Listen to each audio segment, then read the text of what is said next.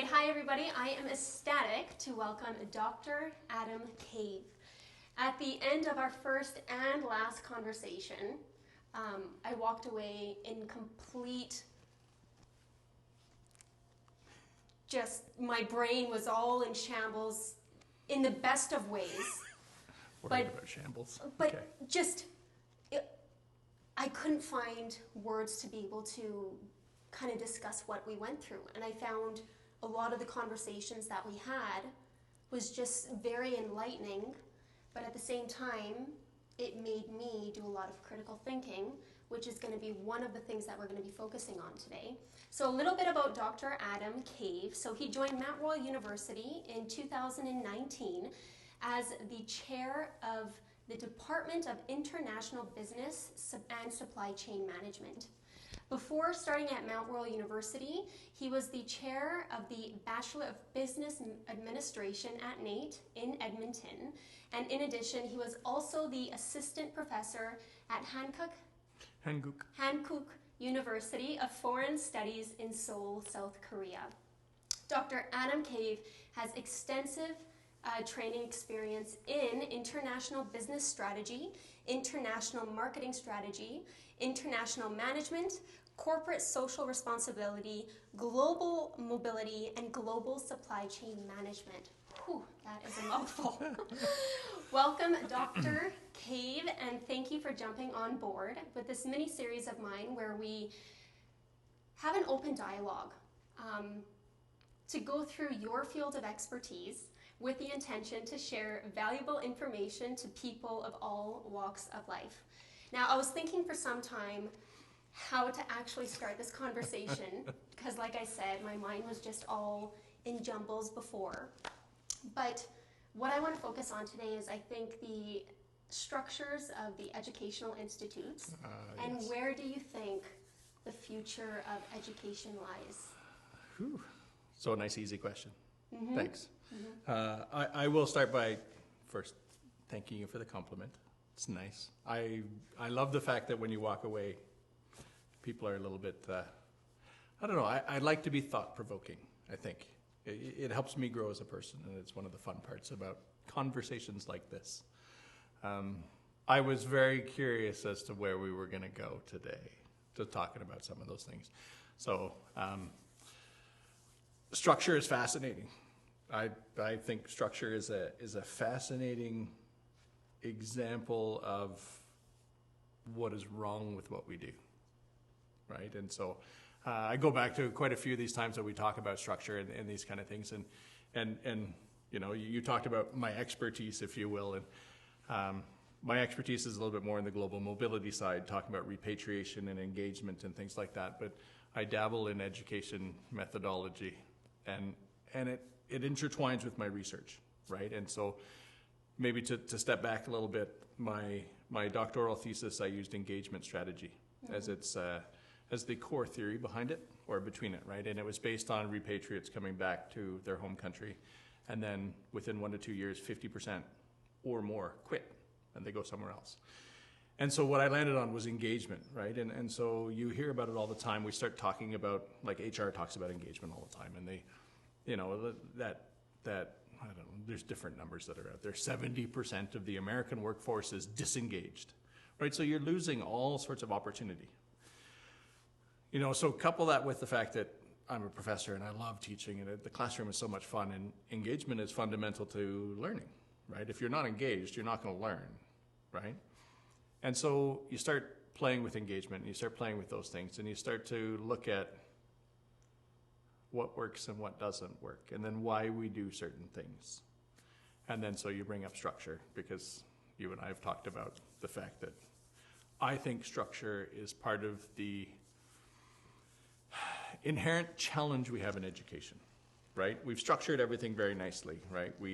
If you talk to, you know, those very learned folks who will say, well, you need to set expectations, you have to have a nice, you got to lay it out, you got to have your 15 weeks ready to go, you got it all planned out so everybody can see and we know what's coming. And I always ask, why? Why would you do that? Like, I'm not sure your life works like that, right? I mean, do you know how your day's going to roll out? You have ideas, you have checkpoints, but if you can tell me that, I don't know, 14, 15 hours of your day is completely planned, then good for you, I guess. I don't know, but it doesn't make a lot of sense to me. And so when we structure those things and we create that line, what we actually do, in my view, when we start talking about education, is we constrain what you learn. We limit your opportunity. And it becomes a very safe thing, right? We've talked about the idea of the reason we have structure is because of, whether it's safety in marking or safety in having to have hard conversations or things like that. So, totally.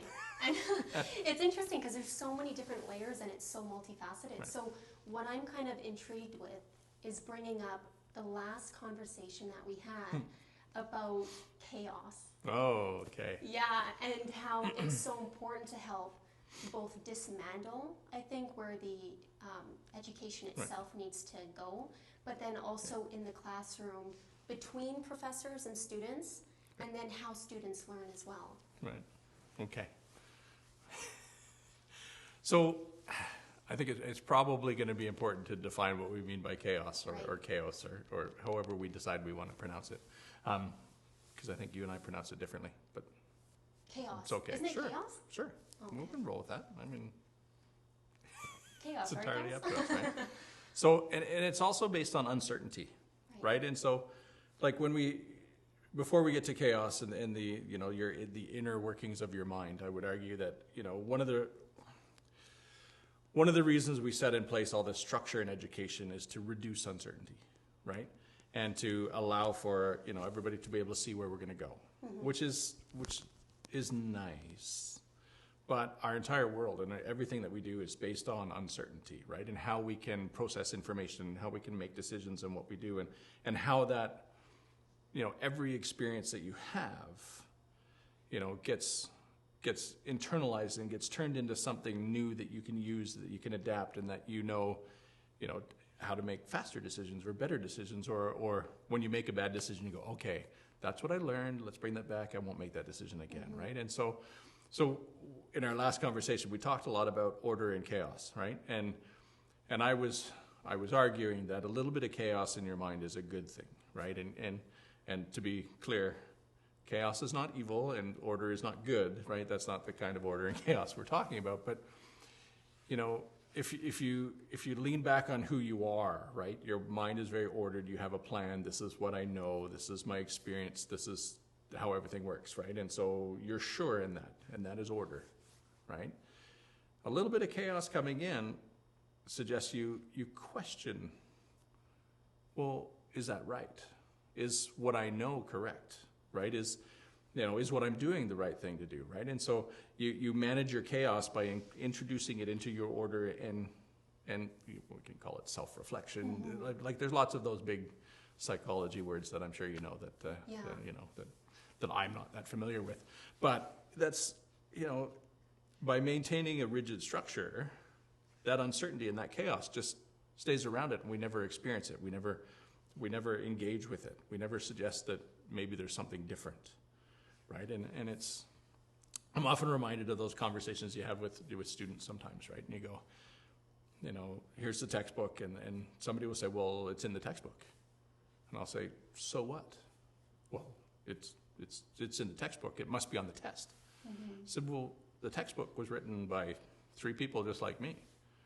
Am I right? I'm like, well, of course you're right. You're the professor. And I'm like, well, no, that's not how we approach this, right? In fact, I will argue there are 17 different mistakes in this textbook, right?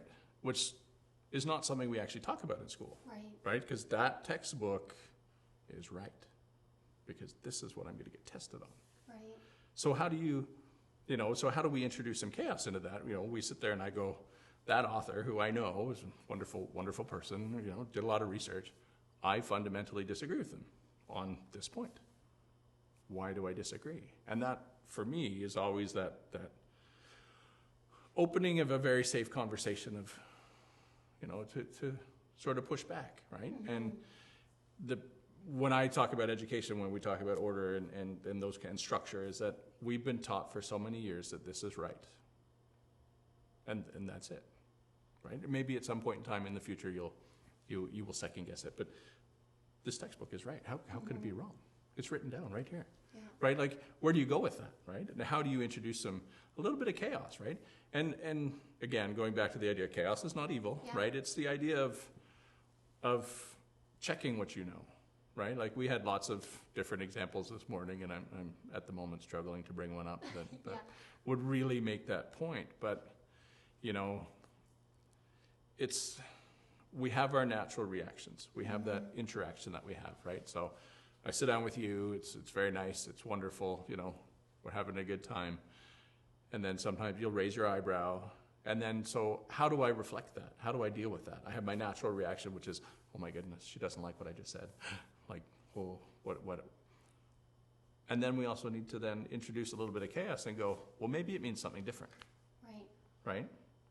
Well, it kind of reminds me of, like, I know through my experience in university, I felt as though, to the point of reading a textbook and then just going and doing an exam, there wasn't a lot of critical thinking for me to practice. Sure. Because it was just me going through a memorization process and then going on multiple choice and circling the best answer that I could remember. But I think from my experience, even between professors, how important it is to have like this kind of open dialogue that I feel like we're missing. And perhaps maybe with the way our technology is kind of pushing things forward, it's causing a lot of people to kind of take a step back and look at the bigger picture and think about, you know, maybe we do need to restructure, maybe we do need to reframe in order to, if not stay up to date with where things are going to be in the next few years, but more importantly, I think create an environment where when kids come from an educational system of elementary, 8 hours a day, building up toward junior high, high school, and then if they choose to get into university, to give them, you know, what's right information, but to give them certain information, but then to give them the skill to question it. Okay. So then they don't go out into the world and then they create these almost echo chambers, right? Based on different socials. Yes. So I'm struck by something that you said at the beginning of that. And do you actually think we're taking a step back and taking a look? Like we argued, you know, yes, technology is here, whether it's ChatGPT or Midjourney or whatever the AI tools are.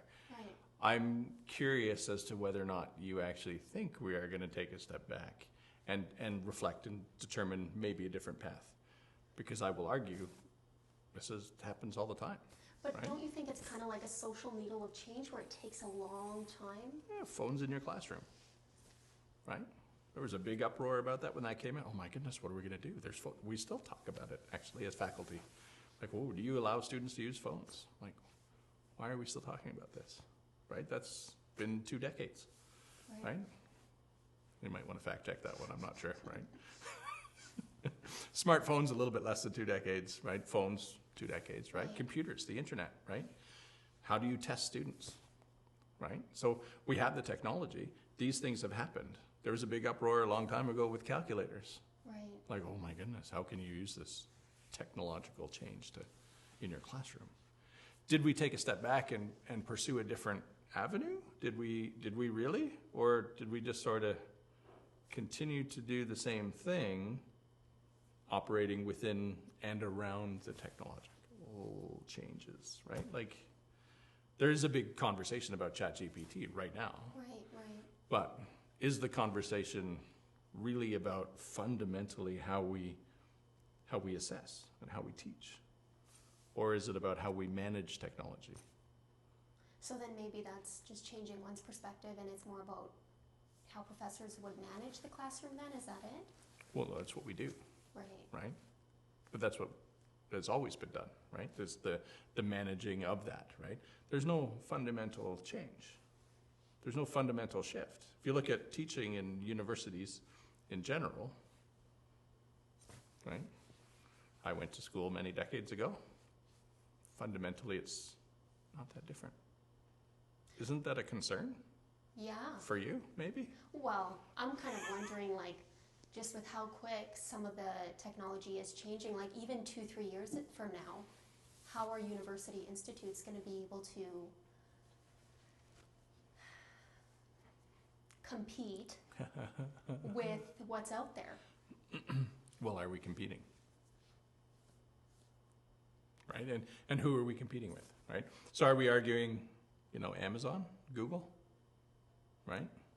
That kind of competition, is that who we're competing with? And if so, what are we competing on? Right? And so there's lots of those different avenues, and you look at them in the multi-online, user courses, the MOOCs, as they're called, have been around for decades. They were going to kill higher education. They didn't, because they're, 3% of people that sign up for one actually finish it. Although I don't think, we may need to get some fact checkers for this entire conversation. Yeah, My numbers are a little bit off. It's a sort of, I keep reaching out for some of them, right? Or are we talking about Amazon, and Google, who have said, you don't need higher ed. You can just come, do our courses, get a Google Analytics certificate, and come work at Google. Right. Is that, and I think you've, to a degree, you're arguing my point for me, and I appreciate that. So if that's our competition, then we're not doing our job. Like, Google is preparing you for a job at Google. If we're competing against Google, then we're done, right? Then I'm not sure what we're doing anymore, right? Like, now we're not talking about education, we're just talking about job training, right? And so we can prepare you for a job at whatever. But why, at what point in time did higher education move from the pursuit of learning to getting ready for a job, right? And for me, it's a very important conversation, a very important distinction, because there's different views out there, right? So some of our metrics for a business school is how many of your grads got jobs. We don't care what job you got. We just care that you got a job. That's a terrible metric, right? Yeah. And you see that all around the world. You have those same metrics, right? And then you have schools that hire their grads so that they can bump up their numbers on their hiring. I'm like, well, it's not real, right? How many of our grads are managers in 3 to 5 years? That to me would be an interesting metric. How many of our grads start new businesses within 10 years? That's an interesting metric, right? Because that's a different mentality. It's not about doing the job. It's about leading people. It's about innovating. It's trying new things. It's working within a community, right? How many of our grads work for nonprofits, community-based partnerships, community-based support groups? That's a good metric, right? If we're pursuing education. How many of our students work at McDonald's? I don't think is a good metric, right? So not sure how I got there, but that's okay. Tends to be the way my mind works. No, it's not. Well, that's great, because my mind goes all over the place too, so it works. But it always is connected, and it always comes back. So in closing, because I know we can talk for hours, in regards to whether it's students at universities or professors or people in leadership roles, what do you think that either we can do as individuals or we can do as these groups of communities to be able to challenge each other or to be able to really evolve? And again, coming back to just critical thinking instead of just typing something into, chat, is it GPT? Yeah, chat GPT, yeah. It's very handy. It wrote a speech for me. Oh, there you go. Yeah, and it worked really well, except that I knew a bunch of people in the audience and they would realize it wasn't very authentic. Yeah. I don't know, I go back a little bit to our conversation. I think that one was our last conversation, and where we talk about intent. Right? And so I find that, your point is right. We don't have these conversations very often. They don't seem to exist, right? There always seems to be different forces at play, or the intentions aren't really there to have open or to have our beliefs challenged, right? Or our thought patterns challenged, right? And it often takes a big disruption for people to go, oh, that's interesting, right? Versus go, no, you're wrong, right? And you see that in dialogue on most of our social media platforms. We see that dialogue all over the place, right? You see that dialogue, I gave you the example earlier with students in my classes who come up and say, I got a B. Why did I get a B? And my answer to that is to determine intent. The answer is, okay, first you have to answer this question. And they always get frustrated because I always answer a question with a question. But I say, are you here about your grade or are you here to learn? Because those are fundamentally different conversations, right? And so if somebody in the hallway walks up to me and challenges me on something, right, the automatic response is to defend, right? Is to reject, like, what do you, what's the angle? What are you looking for? Yes, I made that decision, right? We never assume it's actually to understand why or to understand how that decision came about, right? It's more of a, you're wrong and I'm right, right? And so it's, for me, I find it fascinating when you bring it down to students going, I want to learn. Then the grade doesn't matter. Now we're actually talking about content. We're actually having a conversation. We're trying to build stuff so that people can see what could be better, right? Or maybe what I saw, here's what I saw. And they can say, well, actually I meant something different. So, well, okay, awesome. Let's discuss that. Let's figure that out, right? Because now I'm learning, right, in that conversation. And we both have this intent of trying to figure out what our disconnect was on our way to an A, if you will, right? Both mine and theirs. If you're arguing about a grade, then it's a right versus a wrong, right? Then it's a questioning, well, this wasn't wrong. I said, well, okay, so we're not learning, right? It's not a conversation. So it's very easy to have this conversation for most people because I'm right and you were wrong. It's very difficult to open yourself up to a conversation that can go in any direction, right? I was just going to say, just going to say, so with that, I very much appreciate your time and your point of view. And I never know where the conversation is going to go with you, but I always learn. And then to the point, whether it's conscious or unconscious intent from either of our perspectives, I always feel as though I'm walking away, and it takes 24 to 48 hours to sometimes process what the heck, the conversation, you know what I mean? And and I think that's where the change happens too, is to the point of coming back to chaos, and then starting to question our own belief system and reality, and then bringing that day to day into the small interactions that we have with people. And it's not one way, right?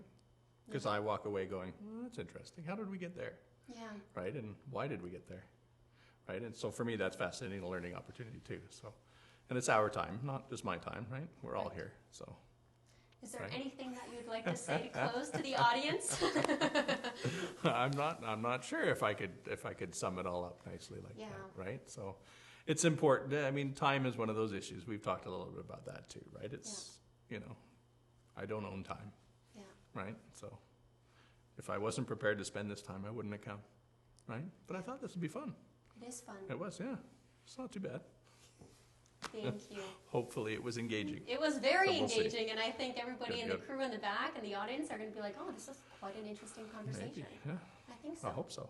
I think so. Hope so. All right. Thank you.